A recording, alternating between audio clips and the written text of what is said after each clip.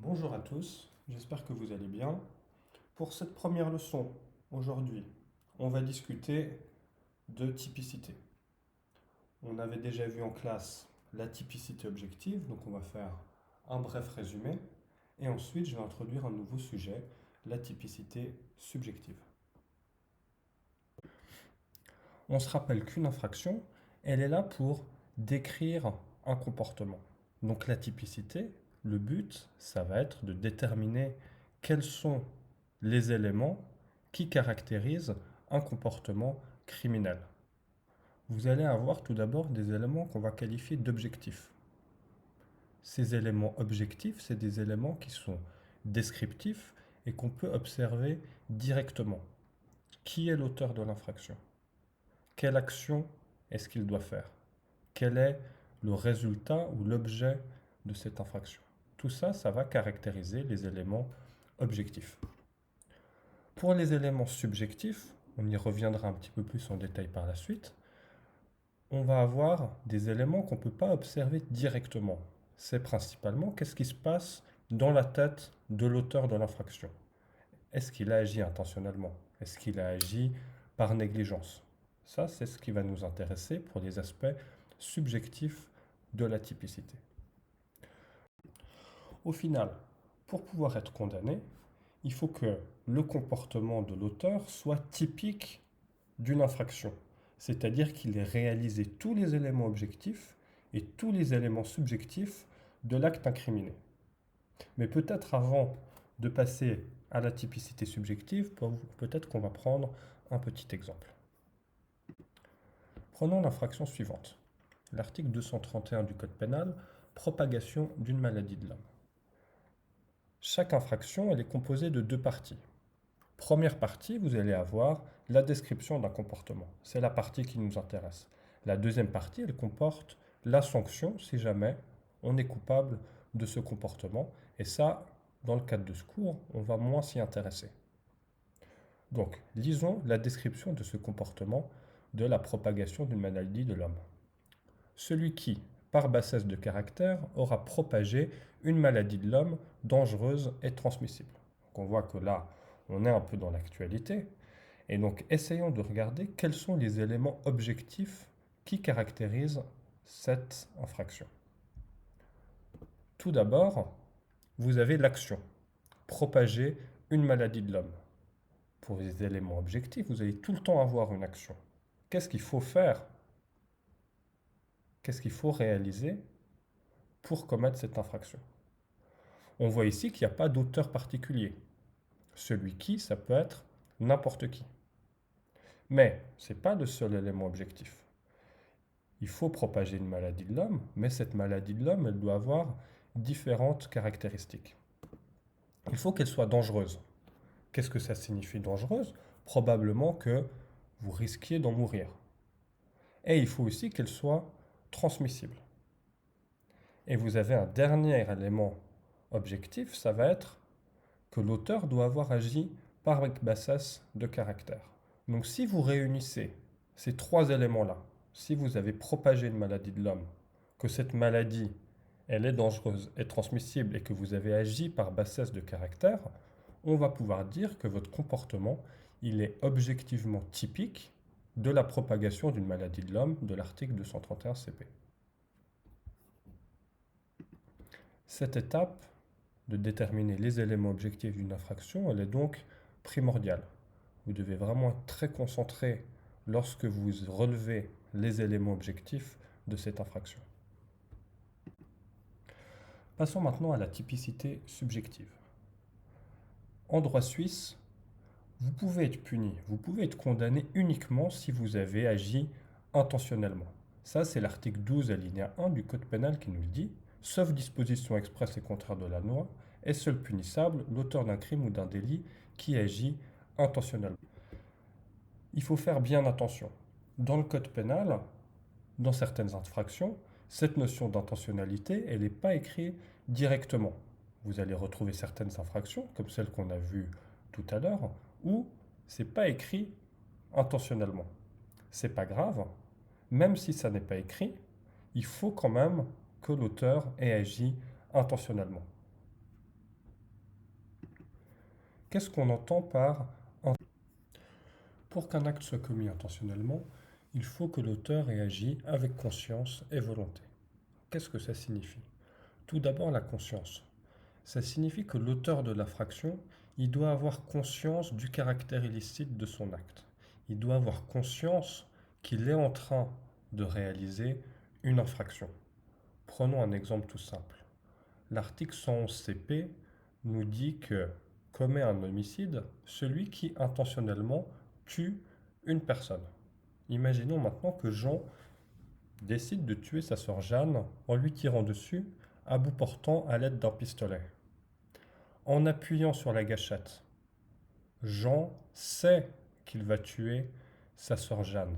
Il a donc conscience qu'il est en train de réaliser une infraction.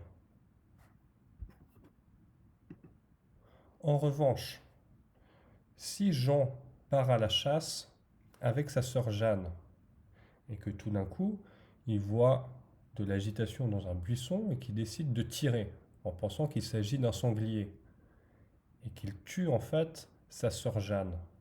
Dans ce cas-là, il n'avait pas conscience du caractère illicite de son acte. Il ne savait pas qu'il était en train de commettre une infraction.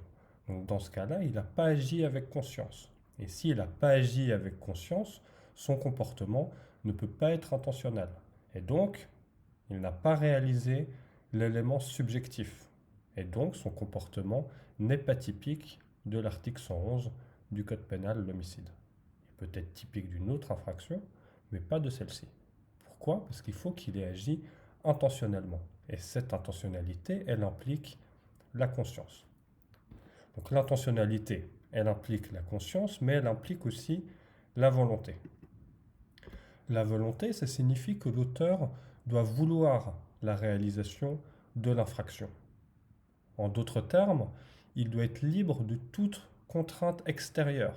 On ne l'a pas forcé.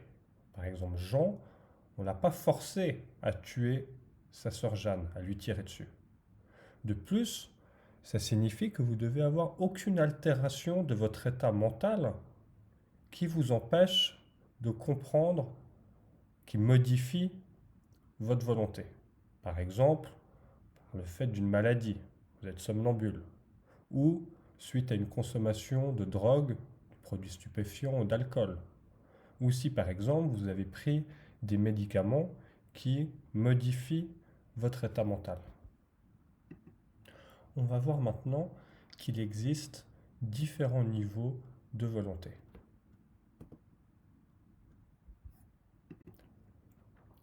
Il existe 3 niveaux d'intentionnalité. Le premier, le plus simple, c'est le dol direct. Dans ce cas, l'auteur se représente le résultat comme certain, il l'accepte et il souhaite qu'il se produise. C'est le cas, par exemple, lorsque Jean tire sur sa sœur Jeanne. Il sait que, en tirant, cela va causer la mort de sa sœur. Il accepte ce résultat-là et il souhaite qu'il se produise. Donc ça, c'est le dol direct, c'est aussi ce qu'on appelle le dessein. Le deuxième niveau d'intentionnalité, ça va être ce qu'on appelle le dol indirect. Donc dans ce cas-là, l'auteur, il est certain que la réalisation d'une infraction est étroitement associée au but qu'il veut atteindre. Donc, je vais vous donner un exemple pour illustrer ce propos. Par exemple, lorsqu'un escroc qui désire profiter d'une assurance vie qu'il a établie en faveur d'une victime cache une bombe à retardement dans un édifice en étant conscient que la mort d'autres personnes est étroitement associée au but qu'il veut atteindre. Donc dans ce cas-là, ça peut entraîner la mort d'autres personnes, mais dont la victime. Mais le but ici, c'est pas directement la mort de la victime, mais pour le criminel, c'est de toucher l'argent de l'assurance vie. Et on a ensuite un dernier niveau d'intentionnalité qui est encore plus faible, c'est ce qu'on va appeler le dol éventuel. Dans ce cas-là, l'auteur, il tient pour possible la réalisation d'une infraction et il l'accepte au cas où celle-ci se produirait. Donc il ne la recherche pas directement, il l'accepte au cas où celle-ci se produirait. Je vais vous donner un exemple. Prenons un chauffard qui roule à 250 km/h sur des petites routes de campagne. Il sait qu'à cette vitesse-là, il ne peut pas contrôler sa voiture. Et donc il se tient pour possible le fait qu'il puisse commettre un homicide, par exemple en percutant une personne. Et il accepte de prendre le risque. Il ne souhaite pas directement la mort d'une personne, mais il sait que ça peut arriver et ça ne change pas son comportement. On parle alors de dol éventuel. Donc ici, trois niveaux d'intentionnalité, du plus fort, le dol direct, au plus faible, le dol éventuel. On va voir maintenant qu'il existe une exception au principe d'intentionnalité. C'est la négligence. Le législateur, il s'est dit que lorsque le résultat est particulièrement grave, on va se dire que même la négligence est punissable. C'est par exemple le cas lorsqu'il y a eu la mort d'une personne. Dans ce cas-là, vous avez l'article 117 du Code pénal, l'homicide par négligence, celui qui par négligence aura causé la mort d'une personne. Donc dans ce cas-là, l'intentionnalité, elle n'est pas nécessaire. Donc qu'est-ce que c'est que la négligence? C'est l'article 12 alinéa 3 du Code pénal qui nous explique de quoi il s'agit. Agit par négligence, quiconque, par une imprévoyance coupable, commet un crime ou un délit sans se rendre compte des conséquences. Donc ici, le point important, c'est cette notion d'imprévoyance coupable. Qu'est-ce que ça peut être? On pourrait avoir par exemple le non-respect des prescriptions de sécurité. Ça pourrait être par exemple un médecin qui ne se lave pas les mains avant une opération. Vous avez des consignes de sécurité, on vous dit de bien vous laver les mains avant une opération, de porter un masque, de porter tout l'équipement, etc. Si le médecin ne respecte pas ces consignes de sécurité, il va agir avec une imprévoyance coupable. Ça pourrait être aussi lorsque vous créez des risques excessifs pour autrui. Par exemple, l'enseignant qui emmène ses élèves en haute montagne alors que ceux-ci sont inexpérimentés. Dans ce cas-là, vous créez un risque très important, on pourrait dire que vous agissez avec une imprévoyance coupable. Donc, ici, ce qui est important de comprendre, c'est que la négligence, ça va tout le temps être précisé dans l'infraction. Si ce n'est pas précisé, eh ben, ça signifie que seule l'intentionnalité est exigée.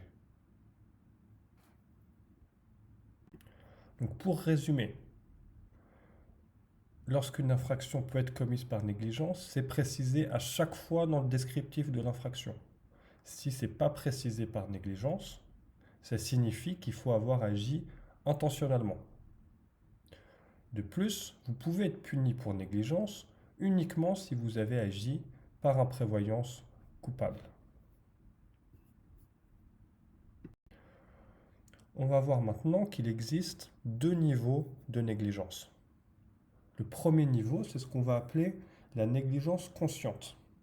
Donc dans ce cas-là, vous êtes conscient du résultat possible, mais vous espérez qu'il ne se produise pas. On pourrait reprendre par exemple le cas du médecin qui ne se lave pas les mains. Il sait que ça peut conduire à la mort de son patient, mais il ne le souhaite pas. On voit ici que la négligence consciente, est très proche du dol éventuel. La frontière va vraiment être très ténue et ça va être parfois très difficile de distinguer entre une négligence consciente et un dol éventuel. Et vous avez ensuite la négligence inconsciente. Donc dans ce cas-là, l'auteur n'avait pas conscience du résultat possible, ne souhaitait pas qu'il se produise, mais suite à une imprévoyance coupable, celui-ci se produit. Donc imaginez, encore une fois, prenons peut-être l'exemple de l'enseignant qui emmène ses élèves à la montagne. Si l'enseignant lui-même a une très faible connaissance de la montagne, ne sait pas qu'il est en train de prendre des risques, dans ce cas-là, on va parler peut-être de négligence inconsciente. Okay, vous n'avez pas conscience que vous êtes en train de mettre en danger vos élèves. Et vous ne souhaitez pas que ça se produise, évidemment. Mais vous auriez dû faire plus attention. Il y a dans ce cas-là une imprévoyance coupable. Donc pour résumer ces deux points, typicité objective et subjective. La typicité objective, on a cherché à voir quels sont les éléments observables qui caractérisent une infraction. Pour la typicité subjective, on a vu que pour pratiquement toutes les infractions, il fallait que l'auteur ait agi intentionnellement, c'est-à-dire avec conscience et volonté. On a aussi vu que pour certaines infractions particulièrement graves, on pouvait aussi agir par négligence. Donc, j'espère que vous avez bien compris ces deux notions-là. Essayez de faire les exercices et si vous avez des questions, vous pouvez toujours me contacter.